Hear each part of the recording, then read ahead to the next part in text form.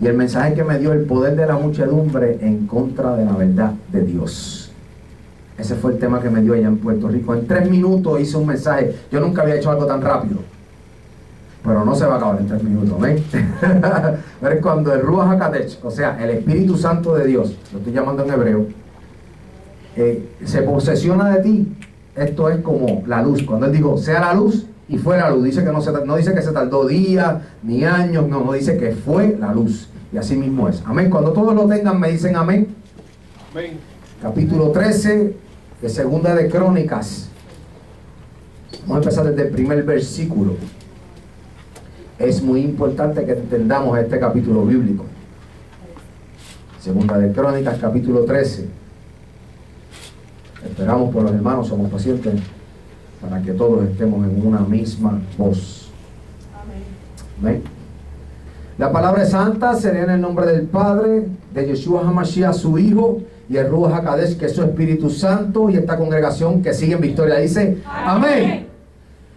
A los 18 años del rey Jeroboam, reinó Abías sobre Judá, y reinó 3 años en Jerusalén. El nombre de su madre fue Micaías, hija de Uriel de Gabaá. Y hubo guerra entre Abías y Jeroboam. Entonces Abías ordenó batalla con un ejército de 400,000 hombres de guerra, valerosos y escogidos. Y Jeroboam ordenó batalla contra él con 800,000 hombres escogidos, fuertes y valerosos. Y se levantó Abías sobre el monte de Semaraim, que está en los montes de Efraín, y dijo, oídme Jeroboam y todo Israel. ¿No sabéis vosotros que Jehová Dios de Israel dio el reino a David sobre Israel para siempre, y a él y a sus hijos bajo el pacto de sal? Pero Jeroboam, hijo de Nabat, siervo de Salomón, hijo de David, se levantó y rebeló contra su señor, y se juntaron con él hombres vanos y perversos, y pudieron más que Roboam, hijo de Salomón, porque Roboam era joven y pusilánime, y no se defendió de ellos. Y ahora vosotros tratáis de resistir al reino de Jehová en mano de los hijos de David, porque sois muchos y tenéis con vosotros los becerros de oro que Jeroboam os hizo por dioses. Escuche esto. ¿No habéis arrojado vosotros a los sacerdotes de Jehová, a los hijos de Aarón y a los levitas, y os habéis designado sacerdotes a la manera de los pueblos de otras tierras, para que cualquiera venga a consagrarse con un becerro y 7 carneros, y así sea sacerdote de los que no son dioses? Mas en cuanto a nosotros, Jehová es nuestro Dios, y no le hemos dejado, y los sacerdotes que ministran delante de Jehová son los hijos de Aarón, y los que están en la obra son levitas, los cuales queman para Jehová los holocaustos cada mañana y cada tarde, y el incienso aromático, y ponen los panes sobre la mesa limpia, y el candelero de oro con sus lámparas, para que ardan cada tarde, porque nosotros guardamos las ordenanzas de Jehová nuestro Dios, mas vosotros le habéis dejado. Y he aquí Dios está con nosotros por jefe, y sus sacerdotes con las trompetas del júbilo, para que suenen contra vosotros. Oh hijos de Israel, no peleéis contra Jehová, el Dios de vuestros padres, porque no prosperéis. Pero Jeroboam hizo tener una emboscada para venir a ellos por la espalda, y estando así delante de ellos, la emboscada estaba a espaldas de Judá. Y cuando miró Judá, he aquí que tenía batalla por delante y a las espaldas, por lo que clamaron a Jehová, y los sacerdotes tocaron las trompetas. Entonces los de Judá gritaron con fuerza, y así que ellos alzaron el grito, Dios desbarató a Jeroboam y a todo Israel delante de Abías y de Judá. Y huyeron los hijos de Israel delante de Judá, y Dios los entregó en sus manos. Y Abías y su gente hicieron en ellos una gran matanza, y cayeron heridos de Israel 500,000 hombres escogidos. Así fueron humillados los hijos de Israel en aquel tiempo, y los hijos de Judá prevalecieron, porque se apoyaban en Jehová, el Dios de sus padres. Lo voy a repetir, porque se apoyaban en Jehová, el Dios de sus padres. Y siguió Abías a Jeroboam, y le tomó algunas ciudades, a Betel con sus aldeas, a Jesaná con sus aldeas, y a Efraín con sus aldeas. Y nunca más tuvo Jeroboam poder en los días de Abías. Y Jehová lo hirió y murió. Pero Abías se hizo más poderoso, tomó 14 mujeres y engendró 22 hijos y 16 hijas. Los demás hechos de Abías, sus caminos y sus dichos, están escritos en la historia de Idó, profeta. Amén. Se pueden sentar. Aleluya. Demian, ready? Ok. Y estaremos predicando bajo el tema el poder de la muchedumbre contra la verdad de Yahweh, Dios. El poder de la muchedumbre contra la verdad de Yahweh. Lo primero que observamos es que el pueblo de Dios está dividido. Estamos viendo la casa de Israel, o sea, las 10 tribus, y estamos viendo la casa de Judá, que se compone de Judá, Benjamín y los levitas. Me dice la palabra que como estos que estaban siguiendo a Jeroboam eran mucho más que los de Judá, son 10 tribus, son 800,000 hombres contra 400,000 hombres. Me dice la palabra que ellos pensaban que iban a tener una victoria sobre Judá. Déjenme decirles que de esta misma manera el enemigo de las almas comienza a levantar enemigos contra ti. Este enemigo no solamente son personas que quizás vienen a hacerte daño. Este enemigo puede ser cualquier situación, a cualquier circunstancia de nuestra vida cotidiana. Puede ser quizá un empleado o compañero de trabajo. Puede ser alguien en nuestra familia. Puede ser alguien en nuestras amistades. Puede ser quizá una factura que quizás te esté haciendo la guerra. Cualquier situación que parece ser más fuerte es prototipo de Jeroboam. Parece ser más fuerte que tú. Pero hay una situación, ¿verdad?, que me impacta, porque yo quiero que ustedes entiendan que en el pueblo de Dios siempre ha ocurrido la división. Aleluya. Y hay una situación grande, ¿por qué? Porque la división la provoca todo aquello que no tiene las ordenanzas o las instrucciones verdaderas de lo que son la palabra de Dios.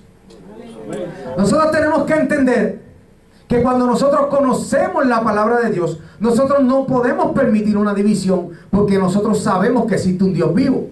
Nosotros sabemos que existe un Dios que está mirando todo lo que hacemos, y a la misma vez contamos con un acusador, lamentablemente, que cada porción bíblica que tú quebrantes, Él va a estar señalándola en el trono del Padre. ¿Cuántos adoran a Dios? En esta situación que el Señor me mostraba en la isla de Puerto Rico, cuando yo estoy haciendo este mensaje, me enseña los grandes concilios, como quieren aplastar a las pequeñas iglesias. Me enseñan estas personas que piensan que tienen un poder, pero el poder de ellos es natural. Tienen poder, pero es natural. Pero el poder de la iglesia que tiene la verdad de Dios es un poder sobrenatural. Y dice la palabra que no solamente ellos tuvieron la victoria, sino que Jehová desbarató el pueblo que estaba contra ellos. ¿Cuántos adoran al Señor? Mientras yo comencé, qué lindo es el Señor, mientras yo comencé a redactar esta historia, yo les di un pequeño testimonio. Esta obra que nosotros estamos pastoreando por la misericordia del Padre, porque ustedes se han estado enterando de pequeños fragmentos de nuestra historia, porque yo soy parte de la historia de la congregación de Marlboro. Ustedes se están dando cuenta que nosotros también hemos tenido algunas batallas. Muchos las conocemos, muchos no las conocemos.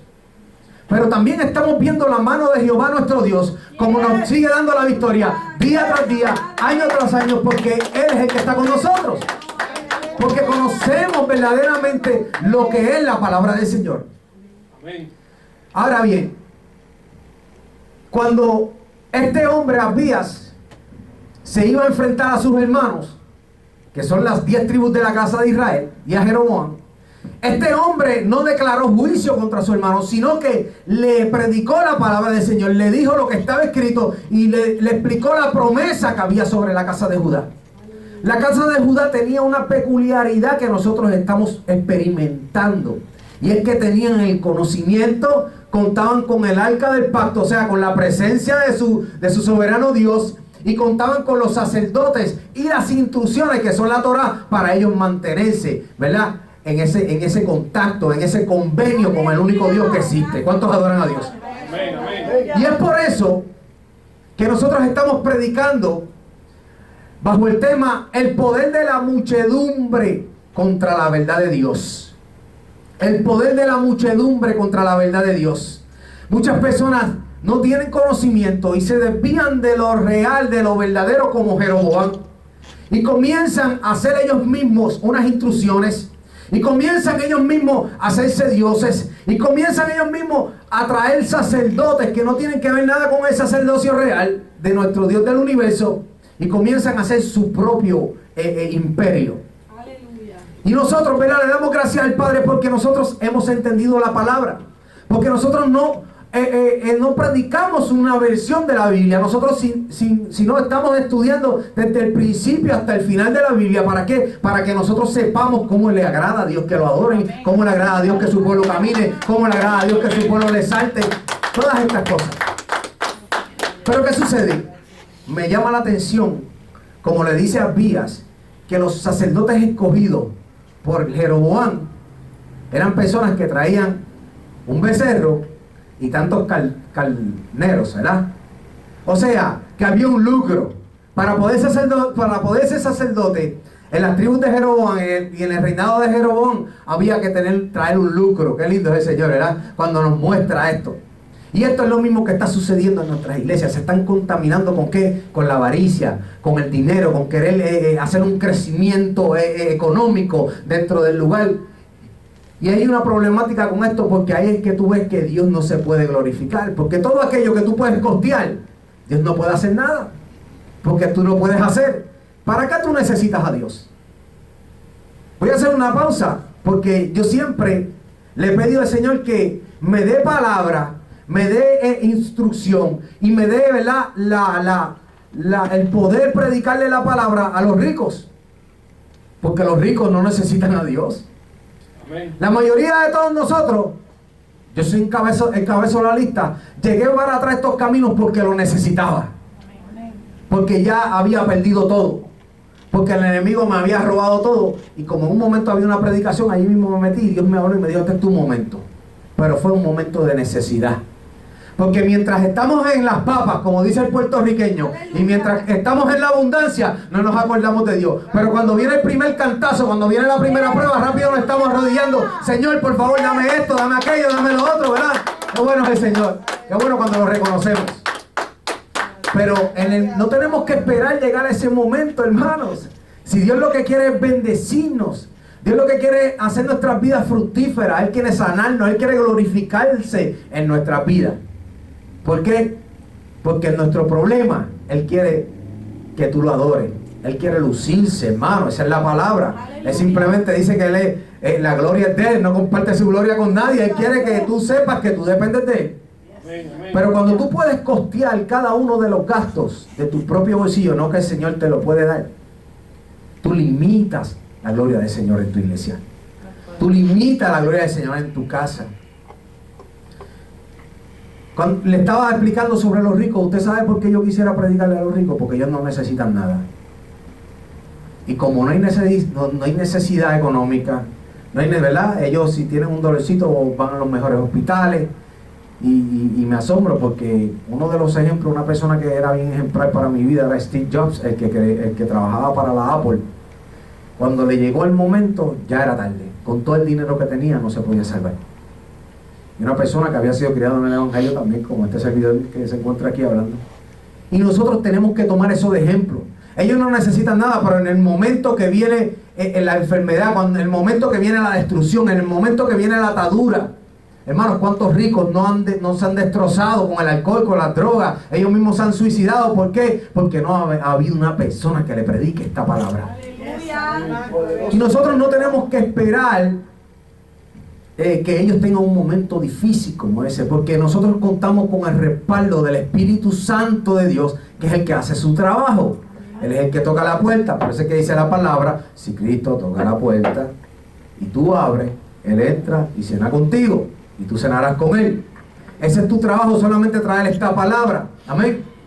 Ahora volvemos a la historia de Jeroboam y Abías, el pueblo de Dios. No estamos hablando de filisteos contra Israel, estamos hablando de Israel contra Judá, o sea, sus propios hermanos, como sucede hoy en día, la guerra que hay eclesiástica, una congregación contra la otra, pastor enojado contra el otro pastor. Mire, hermano, nosotros hemos experimentado esto mismo y lo seguimos experimentando día tras día, año tras año.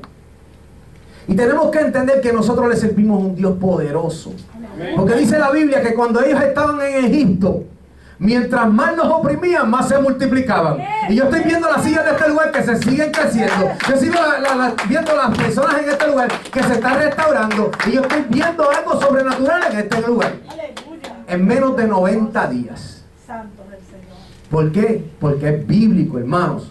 Nosotros siempre vamos a ser rechazados. Nosotros siempre vamos a ser perseguidos. Nosotros siempre vamos a tener, vamos a ser productos de guerra. ¿Por qué? Porque está escrito. Pero si usted es víctima de todo esto, usted también va a ser bendecido. Usted también va a alcanzar cosas grandes. Usted también va a ser un pueblo victorioso delante de sus enemigos. ¿Cuántos adoran a Dios? Alabado sea el nombre del Señor. Jeroboam era siervo de Salomón y reinaba 10 tribus del pueblo de Israel. Abías era rey de la tribu de Judá y la tribu con promesa de estabilidad del reino de Dios. Hoy lo vemos ya que es la única tribu en el Israel de hoy. Desde aquel momento que te estoy hablando en el Antiguo Testamento, la palabra que decretó Abías sobre su rey contrario Jeroboam era que ellos tenían una promesa que el padre le había hecho a su siervo David con un pacto de sal. Después vamos a estudiar sobre lo que es un pacto de sal. Pero el tema de esta hora es el poder de la muchedumbre en contra de la verdad de Dios. Este hombre estaba diciendo una verdad. Tú sabes, tú no puedes tomar un reinado porque tú no eres rey. Hay muchas personas que quieren ser pastor y quieren tomar un pastorado y no son pastores. Si tú no tienes ovejas que te están siguiendo por la palabra que tú estás decretando sobre en la iglesia domingo tras domingo, o sábado tras sábado, día tras día, tú tienes unas personas que te están siguiendo quizás por misericordia, quizás por engaño, como pasó con Jeroboam. 10 tribus engañadas, 10 tribus influenciadas. O sea, un rey que Dios no lo puso, tomando una autoridad y haciéndole la guerra al pueblo de Dios. Pero ¿qué está pasando? Podemos ver los resultados. Los resultados. Como decía una vez un hombre que lo oí cantando y decía: los números hablan por sí solos. Cuando yo estaba en el mundo, los números hablan por sí solos. O sea, los resultados son los que hablan. Los resultados de tu casa, los resultados de tu familia, los resultados de tu ministerio, los resultados de tu economía. Eso es lo que habla. Y esto es lo que está sucediendo. Los que siguen a Jeroboam es prototipo de muchos cristianos de hoy, hermanos, donde impera o reina la rebeldía y defienden sus propios ideales y sus sistemas egoístas y tiranos. Sus propios ideales. Cogen un cantito de la Biblia y te hacen una dogma. Cogen otro pedacito aislado de donde comenzó ese y te hacen un mandamiento. El mismo Padre dice: de labios me invocan, pero su corazón está muy lejos de mí, porque ustedes me adoran o me buscan con mandamientos de hombre, no como Él había establecido. Y por eso es que vemos dentro de la iglesia, y vuelvo y les repito, esta situación difícil, que el enemigo nos cierra la puerta, y el enemigo como porque tiene una autoridad sobre la iglesia. Pero ¿qué es lo que está sucediendo? Y es porque no conocemos cómo tener una cobertura completa como el pueblo de Israel. pero no nos podemos dormir, porque el enemigo te va a hacer la guerra por el frente y te va a hacer la guerra por la espalda. Y en ese momento que tú veas la guerra, es el momento que tú no puedes dejar de asistir a este lugar, es el momento que tú no puedes dejar de dar rodillas, porque cuando esté esa guerra, tú tienes que clamar a Jehová tu Dios. ¿Para qué? Para que Él se luzca, para que Él se glorifique, para que usted le crea que Él le hay. ¿Cuántos adoran a Dios en esta hora? En ese momento de guerra es que tenemos que nosotros entender que nosotros le servimos a un Dios vivo. Creyentes, hermanos, que habitan en el mismo pueblo, que escuchan la misma palabra del Padre Eterno y se conforman con seguir a un hombre dándole la espalda completamente al Creador. Mira, hermano, yo he ido mucho en estos púlpitos y en los altares de la iglesia. Yo no me caso con nadie, mi compromiso es con Dios. Yo admiro a los hombres que dicen eso, pero las ovejas tienen que decir lo mismo. Yo no me caso con ningún hombre, usted no se casa con ningún pastor. Su compromiso es con Dios. Y si el pastor está mal, y si usted no está viendo producto, que Dios está glorificándose en el lugar donde usted se congrega, usted tiene que, buscar el compromiso con Dios, leer la palabra y comenzar a caminar en la verdad. La unción no viene del pueblo hacia el altar. La unción viene del altar al pueblo. Se supone que cuando las personas que estén caminando una congregación, la bendición que ellos reciban, el pueblo también la reciba. Porque cuando el pueblo de Israel estaba gobernado por David, David conquistaba y el pueblo conquistaba. No era David solo. Cuando él hacía las cosas bien, el pueblo recibía la bendición. Pero cuando él hacía las cosas mal, el pueblo recibía maldición. Por eso es que muchas veces nosotros nos preguntamos qué está sucediendo en nuestras congregaciones, porque la unción viene del altar hacia el pueblo. Si estamos haciendo las cosas bien, las cosas van a comenzar a caminar bien dentro del pueblo. Si estamos haciendo las cosas mal, las cosas comienzan a caminar mal en nuestro pueblo y nosotros no nos podemos preguntar qué es lo que está pasando. Comencemos a ver lo que nos están predicando, comencemos a escudriñar lo que nos están enseñando para que nosotros no seamos partícipes de esta situación. El pueblo de Israel siempre tuvo buenos líderes y tuvo malos líderes. Cuando ellos adoraban al Padre en el reinado de Saúl, en el reinado de David, en el reinado de Salomón, todo el pueblo estaba unido. ¿Por qué? Porque estos tres hombres, aunque cometieron errores, los tres reyes, pudieron dominar las 12 tribus completas. O sea, Dios estaba con ellos. Pero cuando comenzaron los otros reyes desde Salomón hacia adelante a adorar otras cosas, a adorar a otros dioses, a adorar a Astaret, que es uno de los dioses, ¿verdad?, que hoy se conoce y nosotros conocemos, que es Ishtar, la diosa Ishtar. Comenzó el pueblo a tener problemáticas, comenzó el pueblo a tener guerra, comenzaron las divisiones, lo que sucede dentro de nuestros púlpitos, dentro de nuestras congregaciones, perdón. ¿Por qué? Porque es bíblico. Cuando nosotros sacamos a Dios de nuestras vidas y nos ponemos nosotros los pastores o ponemos los líderes primero que a Dios, nosotros vamos a sufrir las consecuencias, hermano. Si usted pone a su pastor primero que a Dios, usted va a poner a sufrir las consecuencias. Usted tiene que servirle a Dios primero. Entonces usted viene y se agradece con su pastor. ¿Cuántos adoran a Dios en esta hora? Y estamos predicando el poder de la muchedumbre contra la verdad de Dios. Mire esto, creyentes incompletos, hermanos que habitan en nuestro mismo pueblo. Cuerpos sin disciplinas, creyentes fieles a la asistencia de nuestras congregaciones, pero en conocimiento de la práctica. O sea, en el conocimiento y la práctica son pobres. Hay muchas personas que los pastores no han sacado el tiempo. Mira, usted sabe que yo lo llamo mucho, ¿verdad? Que mucho yo llamo a mi gente. Yo trabajo con unos headphones puestos en el teléfono y haciendo mi trabajo y hablando con ustedes, porque me lo permiten, no es ilegal en mi trabajo, a mí me lo permiten. Yo no tengo que hablar con nadie de los que están alrededor mío mientras yo estoy trabajando, porque ustedes, ¿verdad?, simbolizan ovejas para mí. Yo soy el responsable de su situación. Cuando yo llamo a alguien, digo, ¿cómo te sientes? Es porque ya tengo una inquietud. Y usted me dice, no, me siento mal, tengo este dolor, tengo aquello otro. Y usted ve, ¿verdad? Ya yo tengo, bueno, ya yo sé, Señor, mira, esta oveja me está pasando esto, ¿verdad? O me siento mal, o me siento desanimado, o me siento, mira, ahí estoy.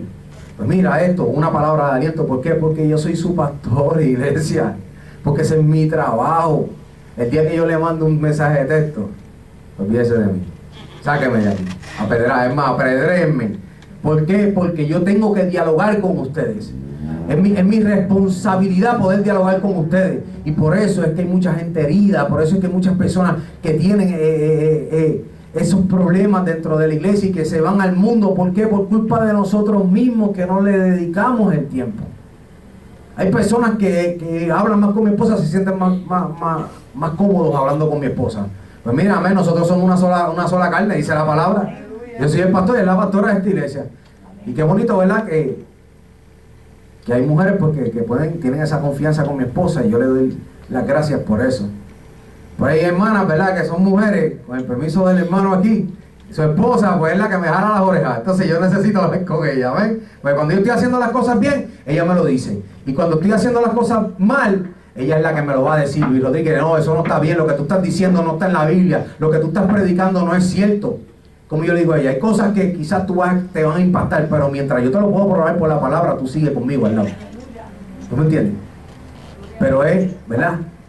Él es una de las únicas féminas con las que yo dialogo, y es la hermana Moni, que le tengo mucho respeto, y a su pareja también. Amén. Y seguimos predicando bajo el tema el poder de la muchedumbre contra la verdad de Dios. Miren, hermanos, son almas confundidas, personas que escuchan la voz del Creador a través de los hermanos, que poseen la verdad, pero Jeroboam los tiene convencidos que él es quien domina con sus opiniones propias y no con la real palabra de Dios. Ellos cierran las puertas para que Cristo no entre a sus vidas por miedo a Jeroboam, hermanos. Por miedo a Jeroboam, porque eso es una táctica que dominó 10 tribus de la casa de Israel. No una tribu, 10 tribus, millones y millones de personas, hermanos. Estamos hablando que nada más en el ejército tenía 800,000 hombres. Y si usted sabe que cada hombre, mire, cuando terminó Abías, engendró 21 hijos. Imagínense, 800 hombres, imagínense 21 o 10 hijos de cada de esos 800 hombres. ¿Cuántas personas no habían? Sin contar las mujeres. Usted sabe la muchedumbre, 10 tribus que le tenían miedo a Jeroboam, que estaban convencidos por Jeroboam, porque esa es la táctica del enemigo. Año tras año, generación tras generación. ¿Y qué es lo que hace? Jeroboam divide la familia. Jeroboam rompe la familia. Jeroboam les miente. Jeroboam los mantiene embrujados con su filosofía. Pero qué bueno que hay hombres como Abías, que saben hacerle la guerra a Jeroboam. No es con espada, no con ejército, como decía David. No vengo contra ti, contra espada ni jabalina, sino en el nombre de Jehová de los ejércitos. ¿Cuántos adoran a Dios? En el nombre de Jehová de los ejércitos. Ese es Yahweh, mi Elohim. Qué bueno es el Señor. Dice, espíritus influenciados por el mal. Mire, hermano, la palabra dice, 6 cosas aborrece Jehová, y aún 7 abominan su alma. Y una de esas cosas es poner a los hermanos en contra de sus hermanos. O sea, poner la familia en contra de la familia, poner la amistad en contra de la amistad. Y hay gente que han cogido esa palabra y esa instrucción de la palabra, eso es un proverbio, y lo han quitado de nuestras vidas. Por eso es que yo le digo a ustedes, mire, hermano, al que le haga mal, usted páguele con bien. Usted dígale que el Señor lo bendiga, que Yahweh te bendiga, eche una bendición sobre esa persona, porque quien peleó por las vías no fue Abías, fue Yahweh de los ejércitos. Dice que le desbarató, ¿verdad?, el ejército a Jeroboam, y así de esa misma manera tus enemigos van a ser desbaratados por Yahweh, tu Elohim. El tema es la muchedumbre contra la verdad de Dios. ¿Cuál fue el aspecto negativo que utilizó Jeroboam que lo identifica como impío?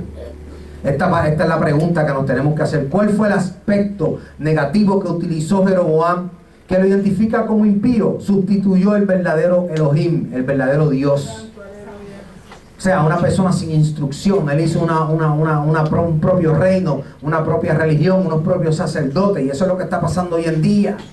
Ese espíritu de Jeroboam nos persigue para hacernos la guerra. Y el segundo punto, eliminó el sacerdocio de Elohim y adoró becerros de oro. becerros de oro. ¿Por qué no adoró becerros de madera?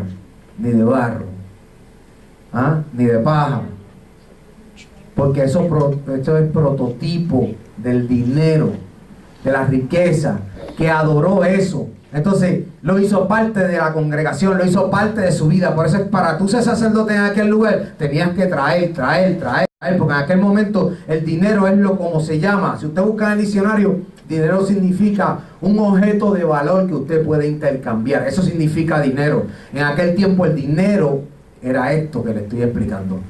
Las reses, el ganado, ¿verdad? Eso representaba el dinero. Y nosotros tenemos que entender que esto está sobreabundando en nuestras iglesias.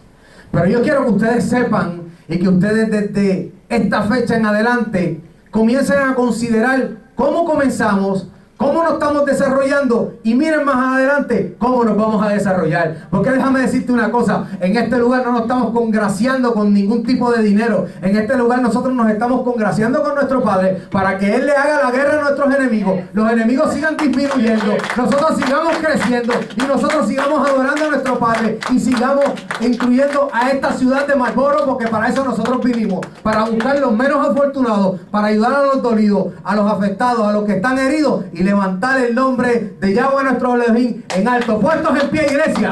Qué bueno es el Señor.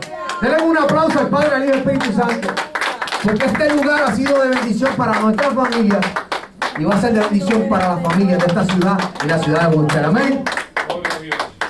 Vamos a levantar una oración en esta hora, Señor, en el nombre de Yeshua HaMashiach. Te damos gracias por esta palabra. Queremos ser como Abías, que tuvo valentía a enfrentar el espíritu de Jeroboam con todos sus hombres, reconociendo y sabiendo que tú eres el que estás como guardaespaldas de tu pueblo, Señor. Señor, te damos gracias por cada una de las familias que están en este lugar, Señor. Que este día en adelante, desde aquí, sus vidas sean marcadas. Que no hay impedimento para ninguno de ellos, porque tú estás con cada uno de ellos. No hay nada imposible, porque dice tu palabra que lo imposible para el hombre es posible para ti, Señor. Nosotros entendemos este evangelio. Nosotros queremos seguir aprendiendo de ti y queremos servirte como Abías y el pueblo de Judá te sirvieron, Señor, con tus escrituras, con tus señales, con tus prodigios, con todo lo que tú, Padre Santo y Padre Bueno, le diste a tu pueblo. Gracias por el entendimiento. Gracias, Padre Santo, por la bendición, Padre Celestial, de tu palabra, Señor. Te damos gracias por el pueblo, Padre Santo y Padre Bueno. Y en el nombre de Yeshua HaMashiach, yo creo que mi esposa me traiga el lejem, el pan que vamos a comer. En el nombre del Señor. Manténganse de pie un momento. Qué bueno es el Señor, aleluya.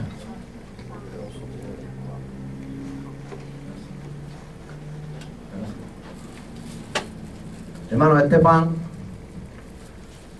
simboliza la familia. Es el lejem, como le llaman. En el nombre de Yeshua HaMashiach. Yo voy a orar por él porque nosotros vamos a comer de este pan. Amén. Dice la palabra que cuando Yeshua se sentó con los discípulos, ellos comieron un pan, se lo dieron unos a otros, y en las familias de Israel el pan era el sustento en aquel tiempo, era el mayor sustento de todos. Amén. Señor, en el nombre de Yeshua HaMashiach, te damos las gracias por este pan que hemos de comer. Te damos las gracias por el día de reposo, Señor, porque si tú no nos hubieras establecido esto desde el principio, quizá todos, cada uno de nosotros tuviésemos, Padre Santo y Padre Bueno, esclavizados al trabajo, Señor. Pero gracias porque entendemos tu palabra y te queremos obedecer. Gracias por el pan de cada uno de nosotros. Santifícalo para cuando entren a la boca de cada uno de nosotros, comience a hacer un trabajo sobrenatural sobre nuestras vidas y santificación sobre cada uno de nuestros hermanos. Amén, Señor. Amén, Señor. Amén. Tienen un aplauso al Padre Espíritu Santo. Salúdense los unos a los otros, hermanos, y por favor pasen hacia adelante a la mesa. Amén.